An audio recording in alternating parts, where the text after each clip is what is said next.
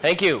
Thank you for the introduction and the invitation to be here today, and thank you for the flexibility. I was moderating a session across the hall and thought I'd get here in time, but you were a little too fast for me, so thanks to Wendell for stepping into my slot. So we're going to continue the discussion about dollar spot. So why are we so focused on dollar spot? Well, in the U.S., this has been the most economically important disease for decades. And by that I mean golf course managers in the U.S. spend more money to control dollar spot than any other turfgrass disease.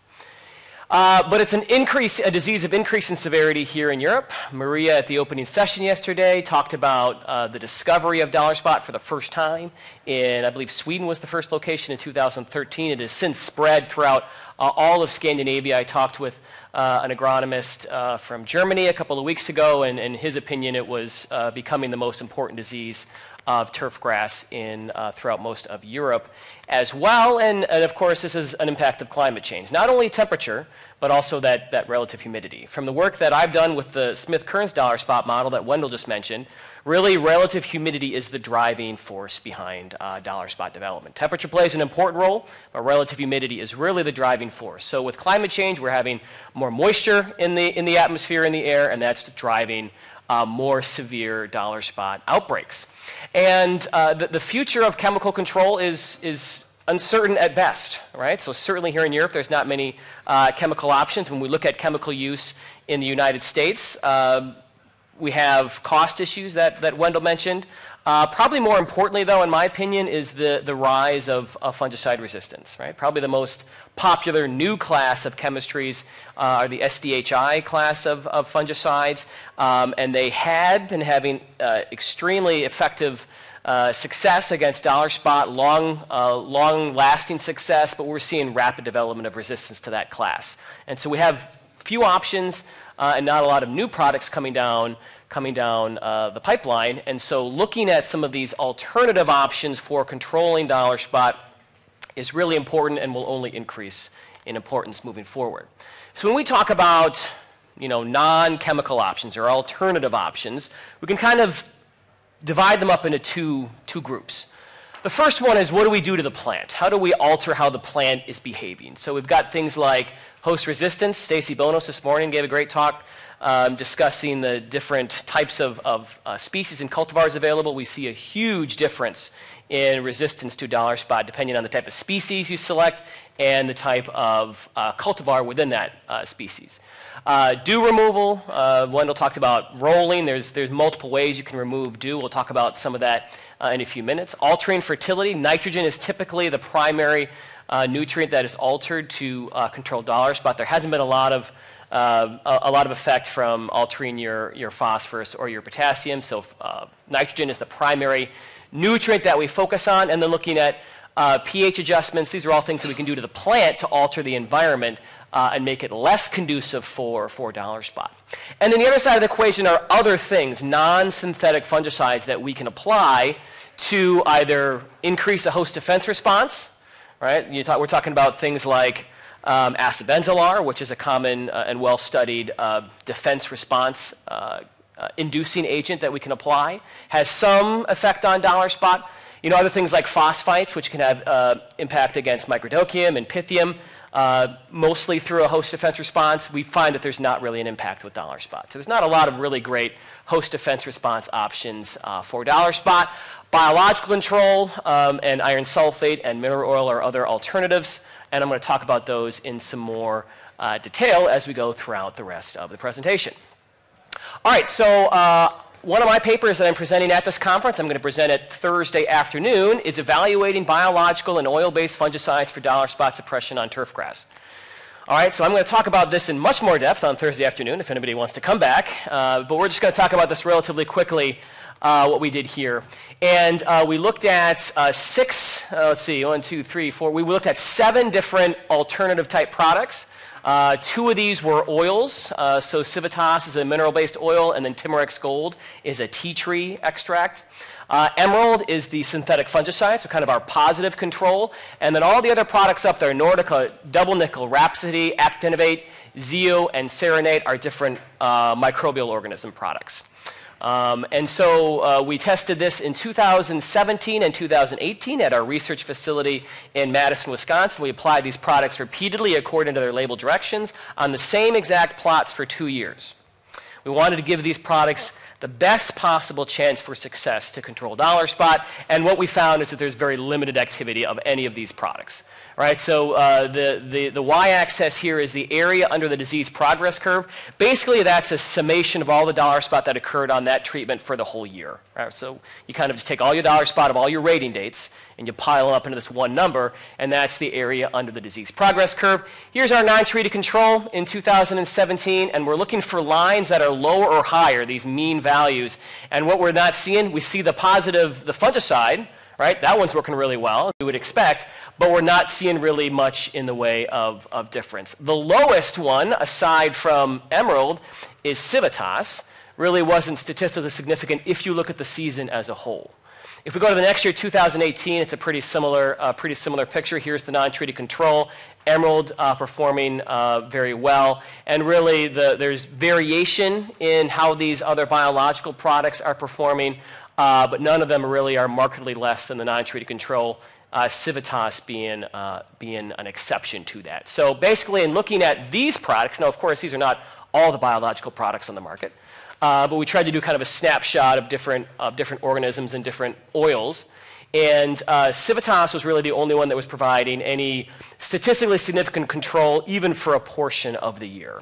Right? So if you look at a snapshot of the whole year, Civitas doesn't look much better. And the reason for that is because it breaks down eventually under the heavy pressure. But at low to moderate pressures, that Civitas was really the only one of these products that were performing really effectively at all.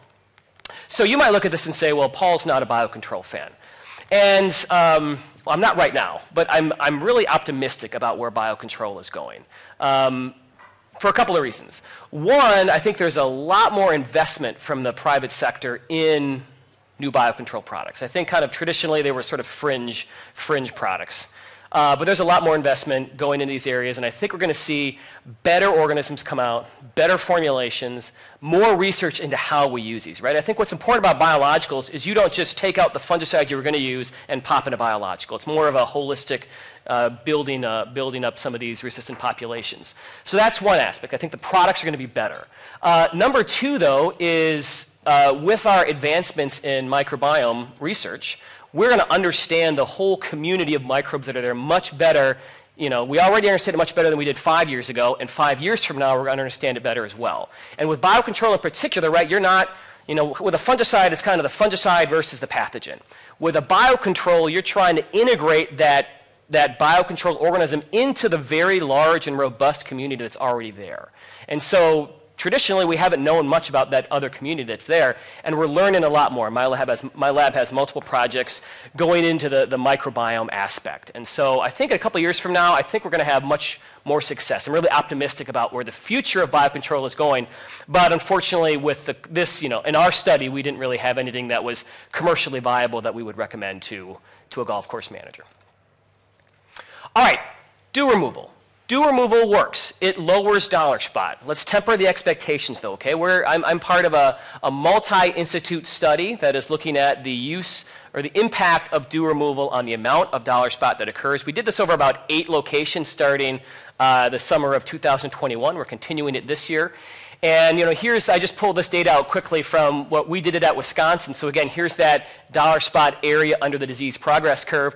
And we saw about a 25% reduction in the amount of dollar spot. If you combined all the treatments that we were not removing dew, and you combine them with all the treatments where we were removing dew, we saw about a 25% reduction. Significant, visually noticeable, but not commercially acceptable. We compare that with another university that was doing this study at Virginia Tech. They saw a bigger drop. They saw about a 33% drop in the amount of dollar spot on their plots. What's the difference here? All right, the difference is Virginia Tech is not as lazy as we are at Wisconsin. They were out there removing dew at 6 in the morning. You know, we weren't up that early. We got out there and removed dew at about 7:30. So the time that you remove the dew is also really important. The earlier you can get out there in the morning, the more of an impact you're going to have on disrupting that leaf surface wetness and disrupting the ability of the pathogen to infect the turf. So again, this alone is not going to really provide commercially acceptable amounts of dollar spot control, but certainly some significant reductions. And again, the earlier the better. All right, let's focus on nitrogen fertility.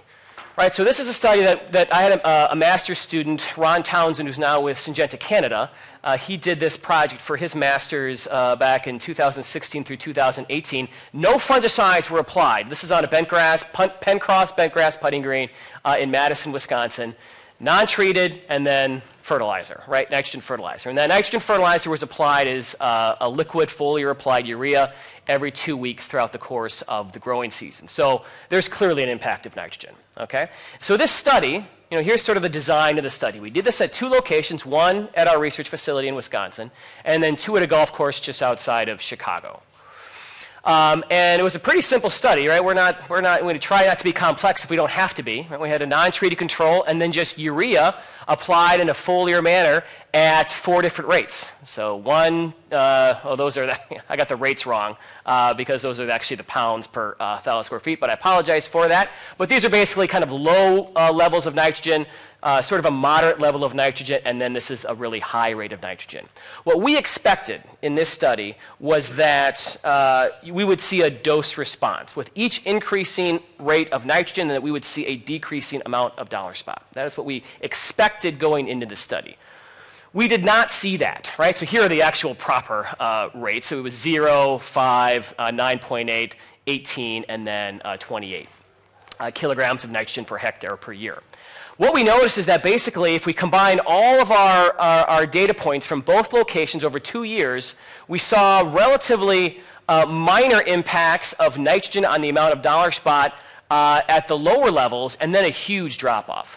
Right? So this red line is sort of kind of fitting and averaging over the amount of dollar spot over these different nitrogen levels, and we saw really no impact of nitrogen at these lower levels. And then once we got to that highest rate, we saw a really large increase. It was visually striking. This was almost as effective as applying fungicides. So, if I'm going to go out and tell golf course managers that they need to apply, 28 kilograms of nitrogen per hectare per year to control dollar spot, not many are going to do that. Right? That's a lot of nitrogen. You've got a lot of growth issues. You've probably got leaching and water quality issues on top of that. So it's not a very attractive option. One other thing, though, from this study that we learned is we also did foliar nitrogen content from the clippings that we collected throughout the course of the season. And the other striking aspect is that when we had a foliar nitrogen content of right about 4.5%, we saw a marked drop-off in dollar spot.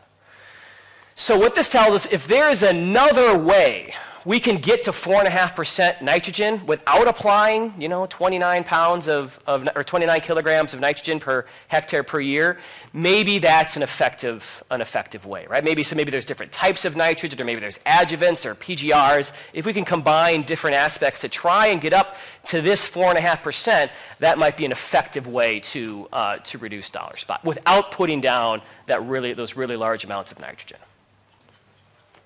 All right, let's turn the page a little bit to sort of one of these alternative type products, iron sulfate.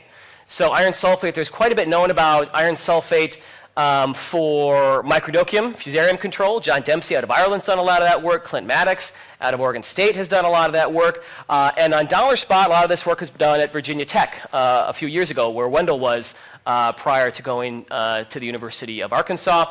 And so we wanted to follow up on some of that work that Dave McCall and his team and Eric Urban did at Virginia Tech and look at more rates, look at more water volumes, look at reapplication intervals. And what's clear from this picture, right, is that iron sulfate can work, right? It can be an effective suppressor of dollar spot. This was from, I believe, late July in the summer of 2019. So providing pretty effective suppression at 183 grams per 100 square meters on a 7-day reapplication interval using 611 liters per hectare.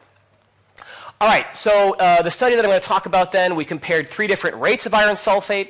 We compared reapplication intervals of 7 and 14 days, and then we compared water volumes of 305, 611, and 1,222 liters per hectare. We did this study at 2 locations, one in Wisconsin and one in Minnesota. Just in the interest of time, I'm actually going to show you the data from Minnesota. So it's kind of busy, so let me walk you through it, all right? So again, here's this number we've been looking at a lot, dollar spot area under the disease progress curve. Here's all the treatments that we did, kind of all the combinations of the water volumes, the rates, and the reapplication intervals. And here is the amount of disease that we saw in 2018. Here is the amount of disease that we saw in 2019, so really consistent between those 2 years. All right, so let me highlight a couple things. What's been very clear in all the research that we've done is that 7-day reapplication intervals are much more effective than 14-day reapplication intervals. And the reason why I think that is iron sulfate has a short residual on the plant. It doesn't stay long on the plant. So if you think of iron sulfate, like I do, as kind of being a weak fungicide, it suppresses directly the pathogen. It doesn't really have many defense response activities in the plant. It's really sort of lightly suppressing in a toxic manner the fungus. And so if it doesn't have a very long residual, you kind of need to continue to reapply the product to really get the best impact. So 7 days were much more effective than 14 days. Increasing rates of iron sulfate led to dramatically decreasing rates of dollar spot, right? There was a very clear rate effect, and we can kind of see that if we focus in here. These are all the 7-day reapplication intervals, and here is the highest rate, the 91, or the lowest rate, the 91 grams. We see less dollar spot at 183, and we see the least at 306. One thing about this 306 grams, this was really dark. All right, this is probably too black for most superintendents. Here at 183, I think it's a very manageable dark color, and even less so at 91. But 366 is probably too much. Too much iron sulfate, really black. And then the last point that we saw is that we didn't really see any impact of water volume on disease control using these products. All right, so if we went with a lower volume, we didn't really see any difference or any improved control compared to a higher volume. All right, so that's all the information that I have for the talk today. I'm going to tell you to stay tuned. We've got a lot of research projects going on in dollar spot and, without fungicides or reduced fungicide usage. We've got microbiome studies. We've got combinations of cultural practices. I think clearly moving forward in an environment where there's fewer synthetic chemicals, it's going to take a multi-pronged approach of using fertility and using leaf surface pH and using maybe some alternative products now and then to knock it down. So we've got a lot of research that I'm excited about. So stay tuned to our research and hope to have some information for everybody here in the next few years as a result of some of those projects. So thanks all for sticking around to the very end. I'd be happy to answer any questions that you have.